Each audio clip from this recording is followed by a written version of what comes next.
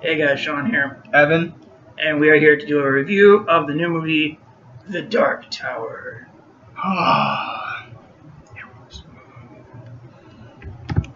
So, Dark Tower is a 2017 American science fantasy western film, directed and co-written by Nikolai Arcel? Close enough. It's a continuation of the series by Stephen King of the same name. Film stars Idris Elba and Matthew McConaughey as the gunslinger and the Men in Black. Nothing to do with the Men in Black movies. No, this man in black is creepy. And actually threatening. Yes. Matthew McConaughey's threatening for once. Holy shit. Holy shit, damn. This film also serves as a canonical sequel to the novel series, which concludes with the revelation that Roland's quest is a synodal time loop. The presence of the Horn of Eld, which Roland carries in the film, indicates this is the next cycle. Hopefully that gets Stephen King writing some more books on the series. Who knows? So the movie was released August 4th with a runtime of 1 hour and 35 minutes. Its budget was $60 million, and so far it's made back $33.4 million. Yeah, there's no getting a sequel out of this unless it doubles its budget. But better, because they're going to continue this. I'm going to kill Hollywood. They're going to burn in hellfire if they don't make a Anyway, though, basically plot of this movie is McConaughey, as a bad guy, for reasons that are probably explained in the book, wants to destroy the Dark Tower, and for, again, reasons that are probably explained in the books. And there's these children who have something called Shine, which is pretty much just mental powers. And it's basically King ripping himself off. Yeah, but actually, the Shining is actually connected to the Dark Tower. A lot of his books, that even though they're not part of the Dark Tower series, are connected. Because I saw this guy writing something online that apparently that one's connected, Hearts in Atlantis is connected, Insomnia is connected, Eyes of the Dragon is connected, but that's pretty obvious when you read it anyway. You can pretty much you can say that Eye of the Dragon is just Dark Tower set in the Middle Ages. Oh, then again, you can even pretty much say that Eye of the Dragon is Stephen King's attempt at doing a Dungeons and Dragons novel, but who cares? But yeah, anyway. This movie was written by Kiva Goldsman, Jeff Pinker, Anders Thomas Jensen, and the director himself. So, my good friend, since you are a fan of this franchise, you go first. This movie was awesome. The books were awesome. I can say without a doubt, the Dark Tower series, along with Eyes of the Dragon, are nothing like Stephen King ever had done before. Some people might say, well, that's why they suck. No. I know a lot of people who are Stephen King fans who diss about those two books, but I know a lot of people who praise them, and they are different. And they also, even though they're not set in any of the other series, he does have a lot of connections to a lot of his books. So like a cinematic universe. Yeah, almost pretty much. Remember when we did the Keep review, and I was talking about how that all 98% of his books are connected? Pretty much that's what Stephen King's doing with his books. A lot of his stuff is actually connected to the Dark Tower series. Although the only thing I would say is that F. Paul Wilson, that guy, probably went a little bit more in depth with his world with the Keep and the other stuff. But Stephen King's pretty much doing the same thing here. But yeah, it was great. Great series, great movie. I was actually worried going into this, but now that I see it, yeah, I can see the way it connects. I can see the spiritual connection as well as just the literal and stuff. Well, according to this, critics called it a dull disappointment without any set audience, incomprehensible to newbies, and wildly unfaithful and simplistic to fans of King's books. Yeah, I can debunk that. Incomprehensible to newbies. He never read any of the books. He's not even really a Stephen King fan yet. He liked this. Yeah, but I still found a little bit of confusing. Like, why did McConaughey want to destroy the Dark Tower so much? Yeah, but... So there's your incomprehensible to newbies. Yeah, but still, you actually got a lot out of it. And also, they made it... Of course, another reason probably why I like this, they made it simplistic. Yeah, right. I'm just saying, dude. But yeah, apparently the reason why he's trying to destroy the Dark Tower is pretty much because, in a nutshell, he is an impersonification of the devil, and the Dark Tower is pretty much Heaven. kind of in a way. It's a protection symbol that pretty much divides our world and all these surrounding realms with the realm of hell itself. See, if that would have been put in the movie, it would have been more helpful. That he actually said that the road, even it's the scene when they were in the forest at night, and he even said it acts as a protection barrier for our worlds from the outside universe. Yes, but that didn't explain why McConaughey wanted to destroy it, though. Because he's the devil, pretty much. He's an impersonification of the devil.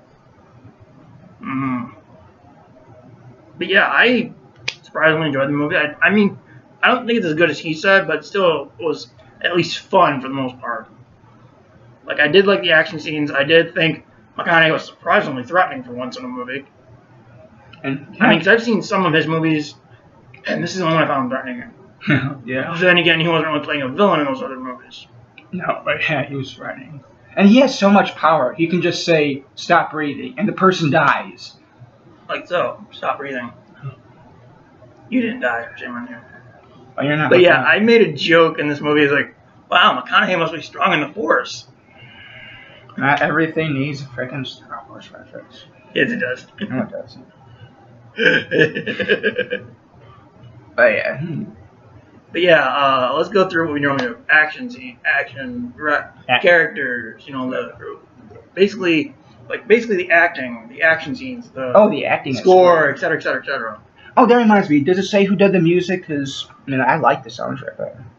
Tom Holkenborg. What else did he do? I haven't heard of him, but... Junkie XL is him. Oh, it's that guy? This is probably before he went by...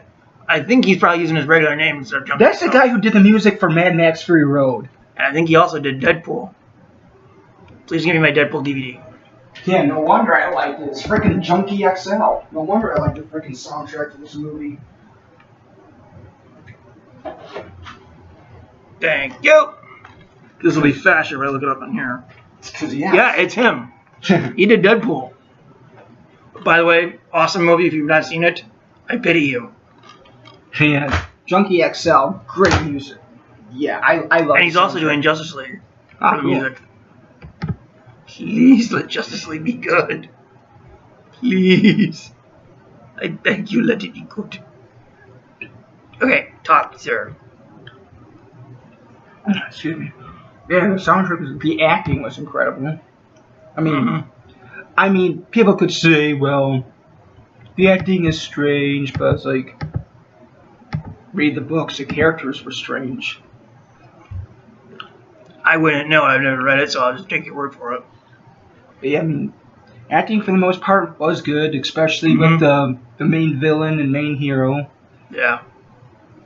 Although this movie kind of suffers from one problem that most movies have. There is a chosen one. There's a chosen one in the book series. Why am I not surprised? And the book series were written like, what, 22 years before these movies came out, so boo-hoo. Yes, but you know most people are going to compare it to other movies. Like John Carter. Even though the books were written 100 years before the movie came out. Yeah, pretty much. Those were good books. I liked the movie. So did I. Oh, what was that thing I said in the car earlier? Oh, boo-hoo. God forbid a science fiction movie borrowed from a science fiction movie. That's like saying, oh, boo-hoo, there's 500,000 fantasy movies with dragons and elves and dungeons, boo-hoo. That's pretty much the logic my there. soda, sir. So, fanboys, just shut the fuck up. There. I said it. But yes, I mean, yeah, acting was good. The score was incredible. I mean, it was simplistic at times, but still good. I mean, it was fitting. It was. That's right. Another reason why they called it simplistic to fans of King. Well, because of the music. Oh, okay. Just because it wasn't grandiose during the quieter, calmer scenes. Oh, excuse me. I don't know. I'm just saying, dude. Oh, boo! No, wait. They convinced me. Maybe I'll have a movie where two people, a guy and a girl, are having a romantic relationship. Nice, calm scene at a diner, and yet this guy's singing, I don't know, something like Bathory or Satirican or some demonic black metal. Yeah, that's gonna be really fitting. Yes, okay, so yeah, I'm gonna be making love to a girl, just quiet dinner and dates, and then I'm gonna say to the guy, hey, we're having a romantic relationship here. Why don't you go into the jukebox and play some Satan's Throne? Play the song Christian Blood Decapitation or whatever, see, that's what fuck them. So they probably think the same about you. I don't fucking care. I'm my own guy. I can go around drinking chicken blood and eating pig testicles if I want. Do you have any more to say? Oh, much more. Bingo. Yes, the soundtrack was fitting. It worked. It was quiet where it needed to be. It was loud and grandiose where it needed to be, especially during that last gun battle. Jeez, that was incredible. What, where basically Idris Elba was a one-man hitman machine or something like that? Yeah, that was awesome. Yeah, that scene I thought was really cool. How he's just basically shooting guys and just loading really quick. I thought that was really cool. Although I did notice a bit of CGI where he was like, at least I think it was CG, unless Idris Elba can load guns super fast. That was probably a little CG though. Because unless Idris Elba can load guns that fast, But yeah, I actually enjoyed this movie. Yeah, so I liked it more than he did, of course. Well, because you're probably a fan of the source material. Oh yeah, I love the books. Because you were a fan of The Keep more than I was. Oh yeah. Yeah. Not to mention I was about falling asleep during that movie. It was good. It was awesome. Okay, I'll say this. This is better than The Keep, though. Oh, yeah. Heck, I would even say that. But then again, because of Michael Mann, we had to have, oh, boo-hoo, I don't like movies, so I'm going to fuck it up for everyone, including myself. Okay, but if we were to compare this to movies I've actually seen, like Spider-Man Homecoming, Guardians of the Galaxy 2, Lego Batman, Pirates of the Caribbean, I have to say this is weaker than those. Ooh, boo-hoo. And I think it's mostly because I'm not a fan of this material, dude. Yeah, and that's probably what it is. I'm not a fan of this franchise. Well, of course not. You never even read the books. And besides, please don't insult me on that one. I'm not insulting you. Besides, you're the one who said you're never a big Stephen King fan anyway. That was my mother who was a Stephen King nut. Yes, we all know. What was it called? Maximum Overdrive. I love Emilio Estevez. Woo wee. Although Emilio Estevez is awesome. Yeah, don't tell him when I said that. Don't. Okay, you just said it on camera. So of course, let me figure out to say it. Emilio Estevez. No, I'm not gonna do that. No. Hey, at least he's one of the actors. Yeah, at least he's one of the few Sheen actors who didn't turn into a bumbling moron. I mean, no offense to Charlie Sheen, he's awesome, but cocaine really doesn't work for you, dude. Well, basically, according to Charlie, to take a line from The Mummy, he was just looking for a good time. That's what everyone's looking for, and that's how you end up with syphilis and gonorrhea. Which that girl in the movie ended up with after McConaughey touched her. And how you get fired from a great show that ends up being shit after you leave. Yeah. Yeah, that girl in that movie we just watched got gonorrhea from McConaughey. That's a bad case of herpes. And then there was a girl who died after that massive heat flash. What was it called? Hot flash? Oh, yeah. Oh, yeah, you remember that. I was like, wow, that's a major hot flash. You remember. Yeah. Yeah, but it was the kid's mother that died in smoke. Yeah, I know. It's not that funny. He hit me. I've been punished severely enough for that one. Yeah. And if you ever insult my mother again, I'll punish you more. I didn't insult her. By making fun of the fact that she liked Emilio Estevez and Maximum Overdrive, that sounded like an insult. No, it's not. I wasn't making fun of her. I'm just... Besides... mute that for a minute. Okay. He's nuts. So are you. Not as nuts as you. No one will know my dark secret now.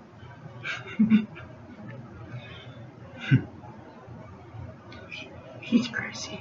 We all are. We're from Clio. Good point. So anything else you want to say about this movie, sir?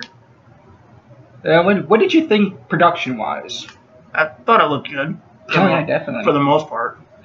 The cinematography was great. I mean, some parts didn't look exactly like the way I expected it, but... Well, it's an adaptation, dude. You can't I was still everything. impressed with it.